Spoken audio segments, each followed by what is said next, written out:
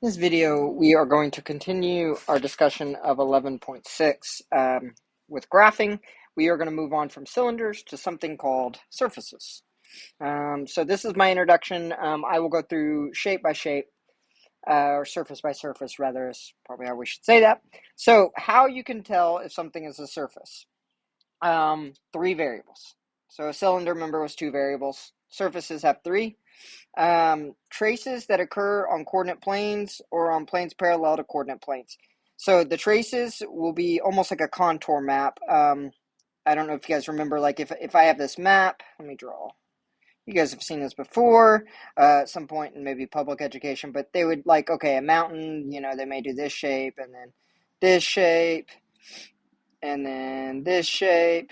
And it was like telling you how tall the mountain was, a contour map. We are going to look for traces like this. So it's going to be like, this could be looking down on the XY plane where Z is coming out at us. We can see the different types, and then we'll be able to do traces in other directions as well to kind of get a full three-dimensional picture. Still directed along an axis, but the trace changes along the axis. Like in a cylinder, let me scroll back up real quick because I have my shapes here. But this shape was the same as it came across the x-axis, while a surface is going to change as it goes across the x. So here are the steps to graph. Determine the type of surface. And I'll give you directions on how to do that. Determine direction axis, and then find trace on coordinate plane. And then we have to find at least two other traces along direction axis. This doesn't make much sense right now until we get into it. So let's do this. So the first surface we are going to look at is called an ellipsoid. As you can tell, it looks very much like if we covered this up, we have an ellipse in 2 dimensions. So ellipsoid adds the third dimension. These look a lot, I think, like a bean is how I think about it, but we'll see. So how to tell, I'm going to give you some steps to decide this because we're going to have other ones that look super similar to this. So the first thing is going to be that all signs are positive, or there's a way to make them all positive. If you can make them all positive, then this is it.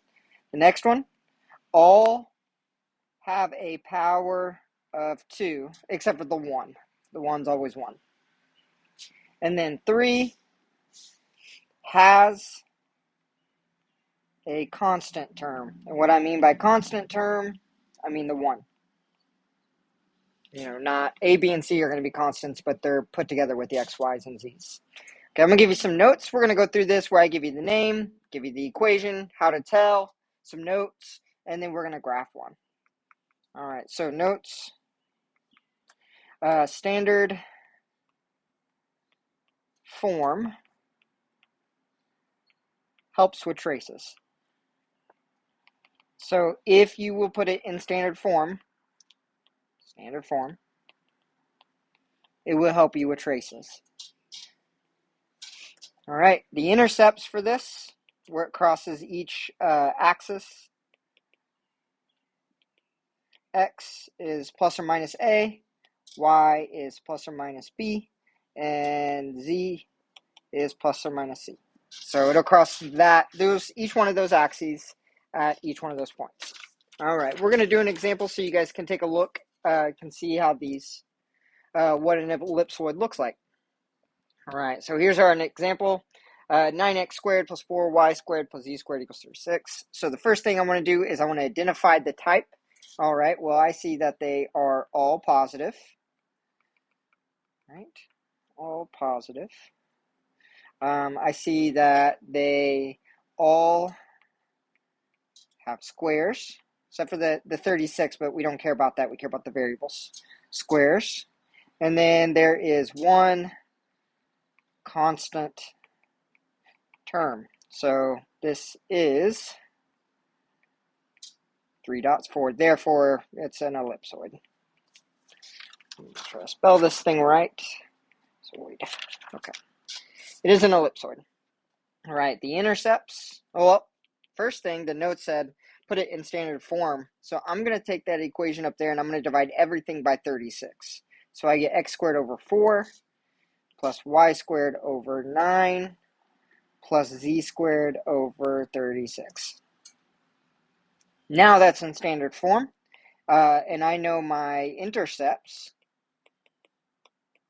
are x is plus or minus a. Well, 4 is a squared, so it's plus or minus 2. Y is plus or minus 3. And z is plus or minus 6. All right, so this gives me all the information I need.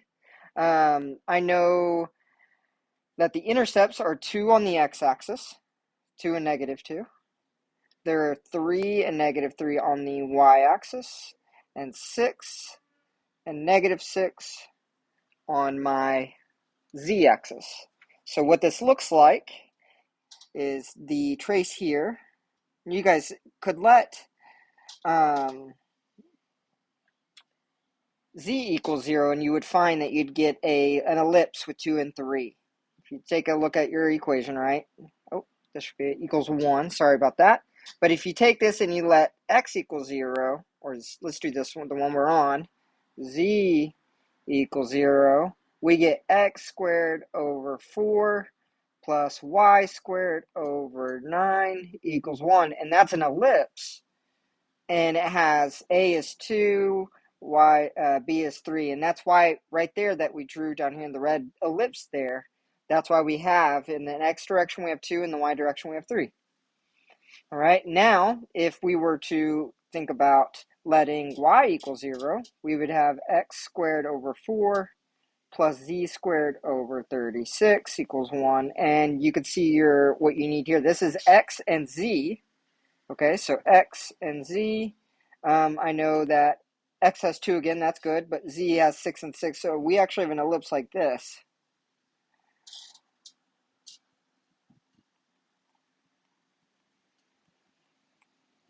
Hold on, I have a dotted line.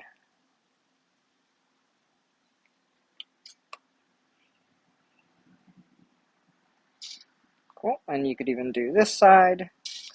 Technically, we can't see that either. Okay, that covers 2 of those. Now, we could do one more trace here. I could say let z equal 0. Oh, we did z equal 0. X equals 0. If I let x equal 0, I get y squared over 9 plus z squared over 36 equals 1. All right, that is an ellipse in the y direction and z direction. That's flat. Y has 3, z has 6, so that is right here.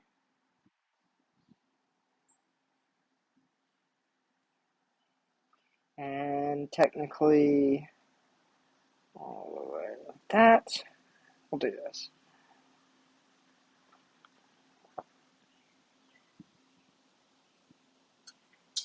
All right, and there's my ellipsoid. You can see it. This one actually is pretty good. It's probably the best one I've ever drawn, even though it has some of these crinkles here. It's still decent for me. So I'm going to show you a picture of this so you can see what it actually looks like. We don't actually have to go through all of this every time. Notice every point that was on there was already there based on this. I could just plot those 3, plus or minus them, and draw the shape, right? Okay, let's take a look at the actual graph. Oh, it's not that shape. It's going to be this one. So let me stop spinning. Kind of hard to see the dimension. There you go. They do it pretty well there. So it's that bean type shape. Our picture is like this, I believe. I can't remember what my... Oh, wait, no. I think it was like this. That's what it should be. So there we go. You can see the pictures look... You can't even tell a difference, right? No, mine's not great. So there it is. That is an ellipsoid.